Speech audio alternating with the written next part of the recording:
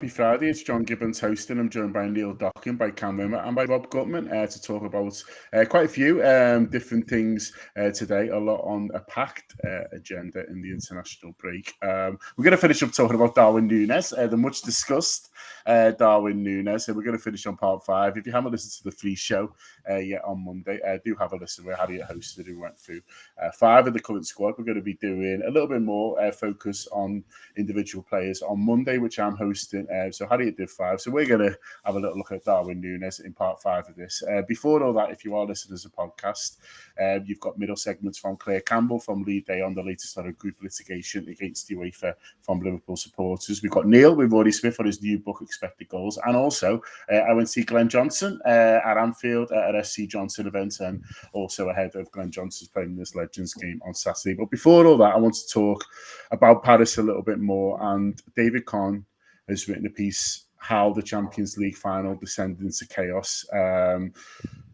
I sent it over. Hopefully everyone's had a chance to look at it. I'm sure you would have done already. It's very thorough, Rob. It's very well put together, actually, as a piece of visual and kind of, you know, old-fashioned journalism. How it's done is really thorough. It paints, you know, a picture. I mean, me and you were there, so we sort of experienced it firsthand. You know, you reliving part of it. You're seeing other things that maybe you didn't see, but I guess, you know, there is nothing new in there in a way, but I just think the way it lays it out and how the timestamps and how it is able to kind of focus on you know, on certain, you know, UEFA claims and disprove them with pictures of that time. The whole thing just very powerful to me. Yeah, I mean, it's one of the, you know, much maligned chat about modern media and social media, but there are occasions where it really comes to the fore. The fact that we are all witnesses to history now, we can all record history. I think Con sort of emphasizes that point. Really, it's all there in black and white. I was saying to you just beforehand, I was contacted because I was put on to them by Dan Austin, by Panorama, who are making a program about this week. They asked for my video footage of it. Asked for, you know, permission. I'd done those 2 little clips and my witness statement. So yeah, it is one of those things they can't hide from. You know, we've come a long way since the truth was very much obscurable, and it is out there. I have to be honest, John. I've stopped engaging too much with the aftermath of this. I found it particularly unpleasant, to put it mildly, at the time. It made me think about whether I wanted to do European aways ever again, certainly to go inside grounds ever again, and I'm still not sure I want to. I'll do the trips. I like being in foreign cities, but I don't really like being in foreign football grounds.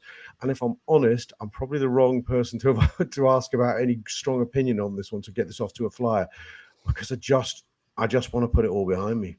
I mean that is a strong opinion in itself, and that's something I was going to talk about, you know, as we wore on, but I'm happy to talk about it now. And I'll go to you, Neil.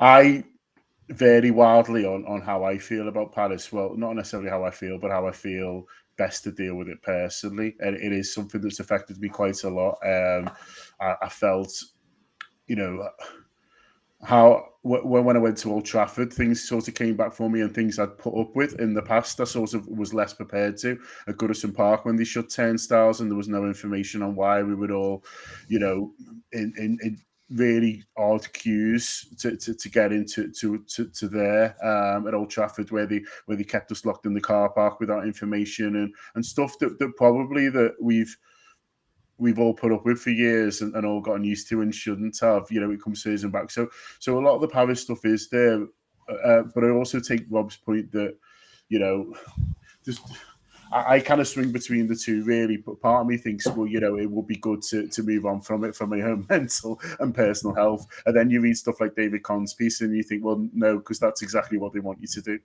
Yeah, I totally understand that. I think it's so important that it stays in the spotlight and a full, you know, independent inquiry into exactly what went on. There's been a couple of reports so far, hasn't there? But there's still nowhere near what's needed. I understand the mindset of wanting. I wasn't there in Paris. I was only watching from afar. But I understand why, in many ways, you just want to put it behind you. And it's so what was powerful about the piece that David Conn's done is the work alongside it, the graphics, as you said, the map, the timeline of events, the visuals of it all is really impactful. But the first thing for me that it reminded me of was, the way the evidence was presented at the Hillsborough inquest. And the parallels are so obvious. And obviously David Conn, his work on that. I reported on the inquests for the Echo in part. I wasn't there week in, week out, but I did a few week blocks alongside Eleanor Barlow, did some great work covering the inquest for the Echo. And I found the weight of, it was quite a heavy burden, the weight of reporting on that, and just the sort of the images and the visuals and the information that was left in my mind at the end of the working day, and that you carry with you. And, that was just my small part of being part of that process. And for some of our supporters, they've carried those images and those memories in their head for 30 years. And so I can totally understand, especially with fans perhaps who've been through that experience, why it'd be very, very difficult this time around to sort of summon the strength to go to battle on this again. And it's been brilliant to see some of the younger generation picking it up and running with it. And it's amazing to see David Conn again, really picking this up and running with it, just like he did with the Hillsborough coverage for so many years, which meant so much to families and survivors. It's so important that this is kept in the conscious, in the public conscious. And when these stories are breaking, I'm always trying to make a habit, a point of retweeting them, of sharing them, of pushing them in my own line of work. But in a way, I find them hard to engage with, because it does stir up a lot of memories for me too. And that's only as a yeah. On to you, Cam, and Neil makes the Hillsborough, obvious Hillsborough comparisons there, and and as Rob mentioned before, we are fortunate that now lies can be disproved in 30 minutes rather than 30 years, and that's what was happening on the night. And you saw the responsible broadcasters putting out information almost live on what was sort of, what was happening outside and what they were experiencing and what they were seeing, either by ringing people like me, as a number of outlets did, or just, seeing things on social media, or just experiencing it for themselves in many ways. But, so, I mean, that is a positive of kind of from there. But I don't know, I was reading David Conn's piece, and there's a number of Hillsborough survivors in there who were very much traumatized by it. It brought things back for them, not just the crushes they were in, but also, I don't know, I found it a bit heartbreaking that one of them said they're going to blame us for this, and he was instantly proved correct. Yeah, well, obviously in the ground, didn't really know what was going on, because luckily before and after it was relatively stress-free for me. But obviously seeing the blame just getting put on your fans, your mates who are outside, and the blame just instantly on you even before a ball's being kicked. And then when you get home, there's still people trying to widen that narrative. And it just made me think, this is what it must have been like for people 30 years ago after Hillsborough. But now, I've just said, you've got social media, you do have your cameras, your phones, where you can just dispel them myths automatically. But yeah, I'm the same as the others, where it's, you come home from it and you try and just put it, you try and move on from it. But and then you have a summer away from the football. But obviously with that piece, reading that piece during the week with the visuals and stuff, and how much detail it did bring it back, the sort of feelings and stuff. But it's as somebody in the comments said, they picked the wrong fight, and that's what they did, because I think they just thought that they were probably just going to get away with it and just say what they wanted to suit their narrative. But again, they picked on the wrong supporters ultimately. Yeah, to go back to what you were saying before, Rob, about this idea of, have you had enough of European football grounds? And it should be said that comes from experience of not just Paris, but generally, how we are treated away. And I was, potentially given the opportunity to speak to UEFA. I'm not quite sure what's sort of going on with it. I presume it's part of this report that's going to be coming out in November. But when I thought about, well, is this something I want to do, or is this something I really want to relive? One of the reasons I sort of talked myself into doing it was I wanted to talk to about, Paris was single-handedly the worst ever experience I've had around a football ground. But it's not a million miles away from a few others that I've had when I've been, in Italy or Spain, or sorts of different countries as well. This idea of policing, the style, of policing, if not the extent, but certainly the style we have had many times before. Yeah, I mean, I could write a thesis or express a lot of opinions on different styles of policing in Europe, but what you fear about and suspect about it does come to the fore in football, and the way English, British Liverpool fans have been perceived abroad comes to the fore. I mean, I had a very bad experience, as many other Liverpool fans did, in Benfica last season, which I was one of the worst I've been involved with, but was topped by Paris again and again some. I remember some terrible times, as you say, John, in Italy. I wouldn't touch Naples this year after previous experiences, or bad times in Marseille. There are some European countries, I'm going to say this, and it might be controversial politically, that in lifetimes of a lot of people, maybe sometimes have had actually fascist or quasi-fascist authoritarian type governments. And police forces feel different in their purpose. They feel more militaristic in some of these countries. And I don't want to overly generalize, because in some countries that's not the case, but in others it is the case. I mean, Spain was a fascist country till the late 70s under General Franco. And sometimes I wonder if some traditions die hard. There are some police forces that behave as if they're an extension of the military and military states. And whatever criticisms we can have about the British police, and there are many justified criticisms from time to time, but it feels to me they've always been a very, very different type of animal than the police forces we encounter at their worst in parts of Europe.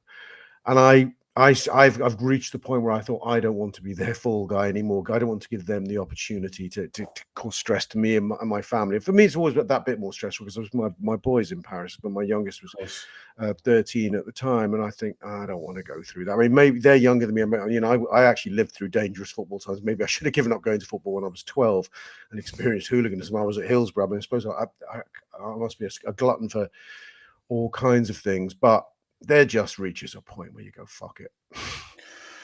Yeah, I mean, it's still to be said whether there'll be sort of any repercussions, any kind of lasting change on the back of this, Neil. David Conn's piece finishes with those questions. Will anyone be held accountable? I'll just read that out. It's been almost 4 months since the Champions League final took place. Nobody has resigned for the disorganisation that led to the near disaster at the Stade de France. UEFA issued a sincere apology to spectators who had to experience or witness frightening and distressing events, but has not admitted to any failings or retracted its statements blaming Liverpool supporters.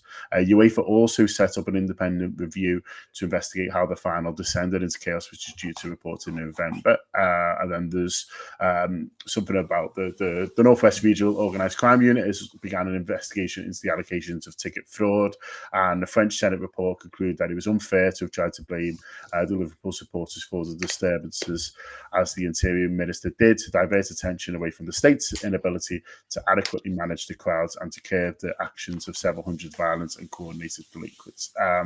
So there is the statements of facts, Neil, in there. The statements of wrongdoing in terms of a portion of blame, but we're sort of very little else really. And we'll wait and see what this independent review from UEFA sort of brings out in November. But what I would personally really welcome is this idea that more focus is put on how we treat supporters at these flagship games, and by flagship games I mean every game in the Champions League, because it's the biggest competition in the world. And I almost feel like before you are allowed to enter this tournament, there needs to be some sort of understanding of, well, how are you going to treat the people who go and watch these games? Yeah, lessons have got to be learned. I know that's something we say so often, and I, like you, I've had experiences at grounds away in Europe that have made me question certainly whether I'd want to go with children to an event like that. One of the things that really struck me after Paris was how many people who you wouldn't classify as sort of regular supporters, your average Liverpool fans, who were caught up in it and just couldn't believe the way that they were being treated. And as you've said, Rob, everyone, we're all used to it. Like we all just, but when someone who isn't from the sort of football culture comes to a football match, I think they're absolutely staggered at the disrespect and the way that we're treated as paying customers.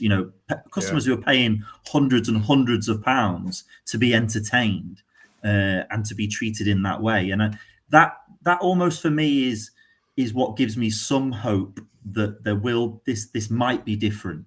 Is that this time around, it seems to me that it was a real slight on UEFA as an organisation, as in terms of the spectacle that they put on, the quality of entertainment that they provide. They simply can't have it perceived that people who spend that much money to come and watch such a flagship event could be treated that way. And the one good thing to come from this, hopefully, is the publicity around it. Almost shame them into action, because from what I've read, there's been issues at that stadium before and since, and there's been other events there. I think it was only a couple of weeks after the final. Was there some sort of concert on where again there was all sorts of issues? So obviously there's a number of problems with that stadium as a venue and the way it was policed and the actions of the French police. But then there's wider issues around, no matter where the final's hosted, how footballers are treated as customers and as customers forking out hundreds and hundreds of pounds. So I hope that the kind of business interests might be what propels improvement here, because I don't see people stepping down out of any moral obligation. I don't see, unfortunately, I think it's got to be almost driven by the dollar. Can I just say, John, I would hope one of the things I'd like to see come out of this is more of a discussion about what we put up with in England. Never, I was damning about foreign police forces, but being kept behind at the big games like Everton and Man United is a restraint of a basic civil liberty, really. I mean, on what law allows them to keep us in a ground after the game? If I want to leave somewhere, why am I not allowed to? Why do we not question this? I mean, basically, I also had some pretty bad experiences in English football grounds last year. Getting into Wembley was a frigging nightmare. I think it was the cup final or the League Cup final. I was with Josh. We arrived, we tried to get in about 50 minutes before kickoff, and it took us about half an hour to get in, just because it wasn't a particularly aggressive policing or anything like that, but just crass organisation, which shouldn't be acceptable given that it's an entertainment event. Football has got to start having a bit of football fans, have got to start having a zero tolerance attitude, I feel, towards being treated any differently to if they were going to any other kind of entertainment event. I think it's up to us really to assert ourselves in this way. Yeah, absolutely. I agree with that, Cam. And listen, we want football to be different in some ways. We say we're supporters, not customers, but in certain ways, like Neil said, the amount of money that people are paying, there needs to be a more decent level of human respect for the people who are turning up just to watch something. And I'm getting sick and tired of being told I'm late when I'm very early. For example, just if there was a play in town at the Empire starting at 7:30 and I got there at 7:15, that would be sort of completely fine. But at football, it's 2 hours and things like that. And if you don't, you almost sort of. This is just a sort of a small thing, but it's all part of the dialogue for me around, how we are treated very differently, as Rob says. Yeah, literally, you go into these countries, you're paying your hard-earned money, you're using holiday leave, and you're just getting you tucked there, and you're getting, and even not even the stuff like around by the grounds. Even I know it's like a different conversation, but like ticket collections and stuff, like you're literally being herded around these unknown cities. You're being left in the ground, right? You can leave now, but you couldn't leave like an hour early. Like at Roma 2018, we were in that ground for about an hour and a half, 2 hours after the game. Like, with no resources, no water, no food, nothing. It's like what goes on? Like, as you said, any other sport you go to, any other sort of events, it's just as you do. But this thing with football, and it's really seemed to have come back after, like, I've noticed a lot, like after lockdown, they've really like forced themselves on the fans. Whether it's been like a post-lockdown thing, I'm not too sure. But from my experience, it's much, much worse than from what I've experienced, pre-lockdown, going to European aways on my own and stuff. And you just don't know where it's going to end because, you know, as you say, like if it can happen at a Champions League final that bad on that bigger scale where the world's watching, like what can happen at any other time at the tournament? Do you know what I mean? Like I had, for instance, 2 friends who got mugged in Naples last week and like, you know, in a group stage game. So, you know what I mean? So it's not just the big finals that's happening or the semi-finals, it's all the way through the tournaments, and UEFA need to have a hard look at themselves, whether it's the policing, whether it's the cities that the teams are getting into the tournament itself. But something really does need to happen. Yeah, absolutely. Okay, we'll move on. If you are listening to this as a podcast, you're going to get some Claire Campbell now, some more on Paris, and as I say, a group litigation against UEFA and the latest on that. You're going to get Neil talking to Rory Smith. You're going to get me talking to Glenn Johnson at Anfield, and then we'll be back in the room talking about Darwin Nunez. Little break. Thanks for everyone. Okay. It was heavy that. Sorry, I just got a bit heavy, didn't it? I know. It's good, really, isn't it? It's a heavy subject. But we'll talk about football now. Okay. You can't even go to the toilet at Old Trafford, can you? I'm sure I saw something. Every year they say they've sorted it, so you can, and then every year it's a palaver. Yeah. We are still live, and it's fine because like off the Manchester Greater Manchester Police if we choose to. I'm sure they've had worse. Okay, we'll get going. And here we go. It's John Gibbons back with Rob Gutman, with Cam Rimmer and Neil Dockin. Now, I had some interesting feedback already on par 5 before it even started. Here it is from Jordan Delury. The Anfield Wrap once again picking on the wrong player. He has been. We haven't picked on anyone yet. Wait and see what the guys think. They might think he's fucking brilliant. He has been given next to no game time. That might come up. And then he said, "What about Hendo, Virgil, Milner, Salah, Firmino, Robbo, Trent? And no, just pick on Darwin like you did Diaz after 3. I don't remember anyone picking on Diaz. No. I think you were very nice about him. He was What on earth? great. What the fuck is that about? We love Diaz day one. There's no we, most, but lots of people did. Yeah, and also, as I mentioned right at the top, Jordan, we are looking at the squad and individuals. So if you want to go back to Monday, where Harriet Pryor, in great depth, talked about 5 of the current squad, including Virgil van Dijk and Mo Salah. Do listen to that. Rob Gutman was on that show, I do believe, and I'm sure, I know was excellent as ever because I've listened to it. So there we are. So no one's picking on anyone. Neil, I'll start with you. The reason I have selected what is the deal with Darwin is that I've never known an amount of scrutiny on an individual player that I'm seeing now, and maybe I'm wrong, but when I'm being shown training videos of him in Uruguay, apparently bending this shot miles wide when it's clearly a cross, and then people are firing back with, "Oh, look, this is a good bit of skill" and stuff like that, and it's like, it's all right. What on earth is going on, Neil? Yeah, it started in pre-season though, didn't it? With fans, online jumping all over little clips of him from training, or essentially glorified training sessions as well. Some of the games, in pre-season. Obviously, the price tag's a big thing, and the comparisons with Haaland are there. They've been made not necessarily by anyone, well, certainly not by anyone within Liverpool Football Club, or even the vast majority of our support. But Haaland's obviously emerged. He's a very polished player. He's been a world-class striker for a number of years. He's at a totally different stage of his development to Darwin Nunez. But I think because of the money involved with both, and they're both coming to the two biggest rivals, the 2 top teams in England at the moment, the comparisons are being made. And after a handful of games, like, what is it? It's about 3 matches in terms of total minutes worth, isn't it? That he's played for us. You're seeing some absolutely wild conclusions. I've watched us, and the vast majority of our problems haven't centered around Nunez, like they've been in the middle, problems with the midfield and systematic issues, but everyone's jumping on him, and it's absolute madness when we're picking on training clips from Uruguay and it's being plastered all over the internet as a reason why he's a flop. I think there was one account this week that posted a video of all of his goals for Benfica, I think trying to redress the balance a bit and remind people that this lad scores loads and loads and loads of goals. And I made a point, I think, of sitting down and watching it and reminding myself too. I was like, I'm going to watch this. I watched it, and I was like, how hard does he head it? That's the lads that go. Yeah, absolutely. It's like How high does he leap? And swats the ball. Yeah, that's one of the things that immediately stands out. God, he can leap. God, he can head a ball like with real power and real accuracy as well.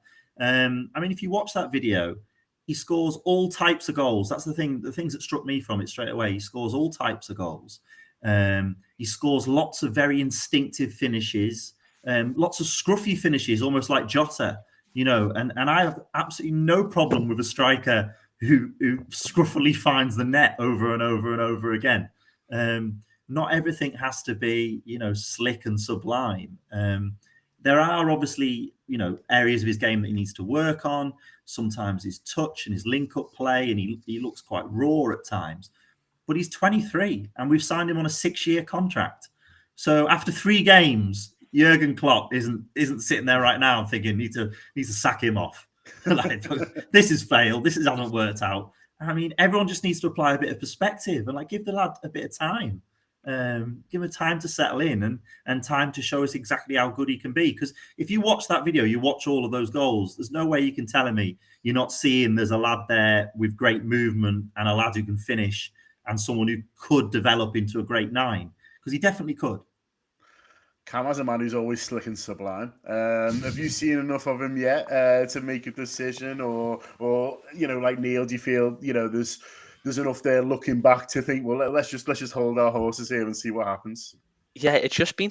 I mean, for a new striker coming in with like for that amount of money, it's been probably the worst season because it's just been so stop-start. Like obviously his second game, what he does, we all know what he does. But then obviously with the games being off last week, it's just been so stop-start in between games. We just haven't really had like a consistent run of games from him to get minutes. Like, you know, when he scored that one at Fulham, like when it came off him, like obviously that's not like Darwin Nunez. But then for me, that like. So after that, you're not thinking, oh yeah, we've got some player on our hands. But I think a lot of it to do with how good Haaland's been. If it'd been the other way around, people would be calling Haaland a flop, and then Nunez is brilliant. Like if he'd scored this many goals, but I think he's just going to be getting compared to him all season, rightly or wrongly, and that's just we're just going to have to go along with it. Like no matter what happens, how good, if he scores a few fours in the next few weeks, if Haaland's scoring more, it's like, well, you know, City have got the better signing. But I think he'll come good. There's definitely. It's just because it's so different to what we've seen with our normal front three, like the last few years. And, you know, he just looks something different, and he is going to add something different to us, especially in Europe. Like that chance of Goodison the other week where Pickford tipped her over. Like if that had gone in, it all changes then, doesn't it? The whole perspective. I think he'll come good as long as he's doesn't headbutt any more centre halves for no reason. I think that should be all right. But no, we'll be fine. To be honest, if he's good enough for Jurgen, he's good enough for me, to be honest. So I'm just going to stick with that. Do you think it is the fee, Rob? Do you think it is? Do you think it's the fact that he came in the same time as Haaland and they were immediately pitched together? You know, do you think it's the fact that, you know, I don't know, people want to be, is this rush to be proved correct? What do you think is going on with him in terms of the discourse?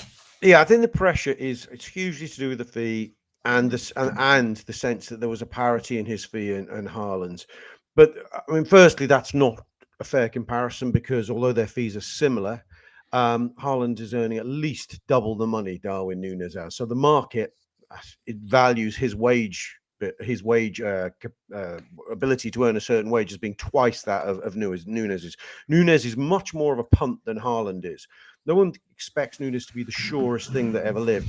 But boy, does he clearly have potential, as shown by the goals he scored last season, as shown by the 2 performances he had against us.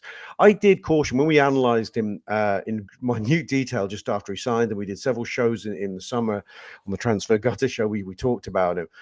I do remember, I'm not saying I told you so, but I do remember saying, he's going to be under pressure, this boy, from the get-go because of that fee. You can't be Liverpool's most expensive signing, even though he's not Liverpool's most expensive signing in terms of wages, but in terms of the headline fee he is. You can't be that player and not be under pressure.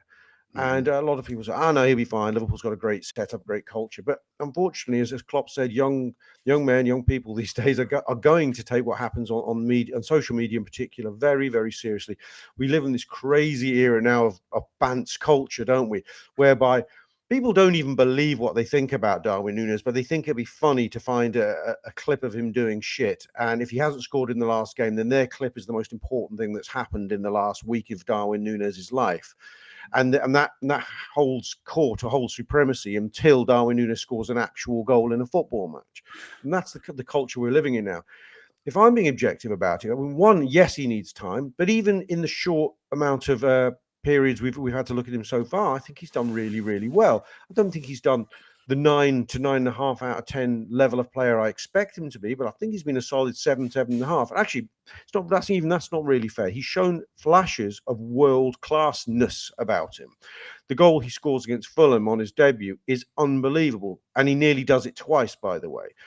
What he does when he comes on in the Community Shield against City is unbelievable. He causes utter chaos, wins a penalty, scores a goal, could have had another goal. As Cam says, the shot against Everton would have changed every conversation, because it would have been near as damn it the goal of the season so far in the Premier League. It was within millimetres of being like Torres's golden goal against Blackburn all those years ago. Mm-hmm.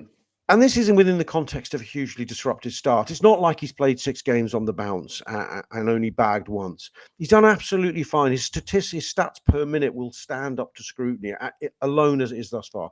And yes, there is more to come from him. And yes, I'm excited every time I hear he's going to be near a pitch for Liverpool. I'm a little bit disappointed when I hear he's not starting. I personally hope. Yeah, look, I think Klopp will know that he has to be bedded in gradually to a degree. But I hope we're braver with him and give him the chance to really, really start again and hit the ground running. I'm just hugely excited by him. Neil, Cam made the point before about the idea of, it's easy to dismiss stuff on social media, but it does sort of get through to them, really. And Jack Birch makes a point here, which I've forgotten about.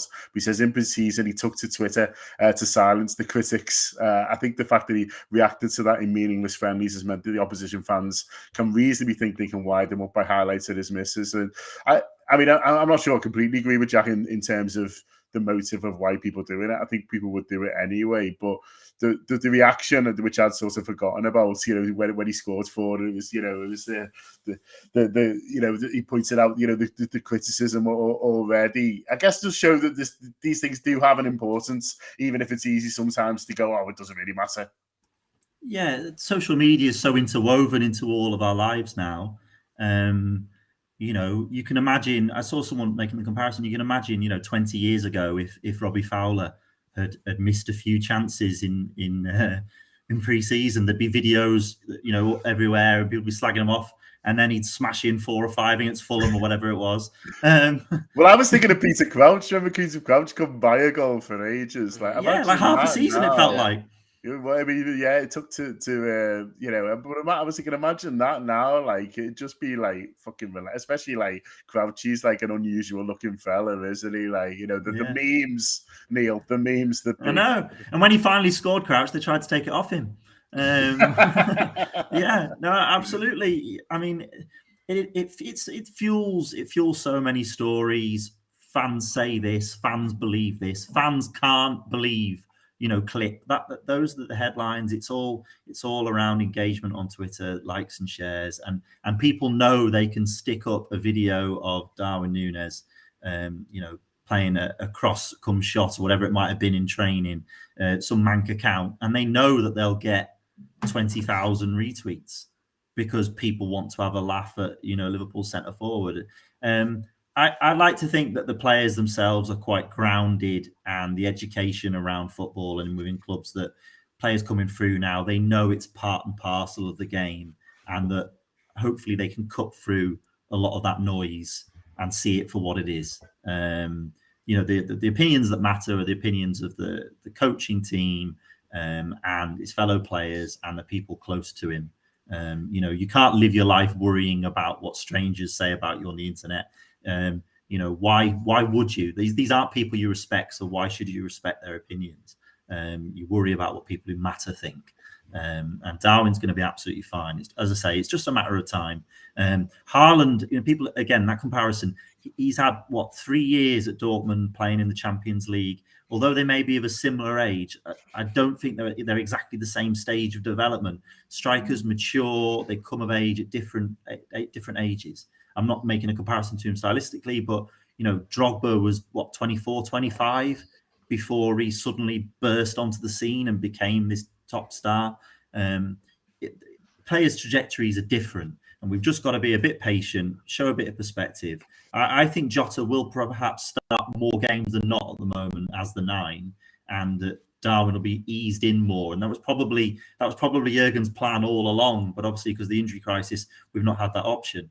So yeah, let's all just calm down and just enjoy seeing him develop as a player. Can I just make a quick point to everyone? Darwin's missed 3 games, including 2 home games after he got sent off. He missed Bournemouth and Newcastle, didn't he? And which other game did he miss? And Man U. United, yeah. I mean, we scored a few goals against Bournemouth. I reckon if he'd been our number 9 that day, he may have bagged a hat-trick. Do you know what I mean? I know Haaland's started 9 games for City, hasn't he, near as damn it? And also, I'm not really entirely sure why we have to continue comparing them. It's a pointless thing. Are we comparing City's right wing with Mo Salah or their left winger Grealish with Diaz, who is our top scorer, and Grealish has scored 1 goal? I mean, why are we doing this? It's stupid, and it's stupid so early into Nunez's Liverpool career. Good point, well made, Rob. To look at Nunez then in isolation, Cam. Rob makes the point before about he feels that he'd like us to be braver with him. I'd like to see him start more. The good news for him is there's a lot of games coming up. When we come back from this international break, the games aren't going to be thick and fast. There's League and Champions League. We're going to need, I would say, most of the squad. So there will be opportunities for him to show us what he's all about.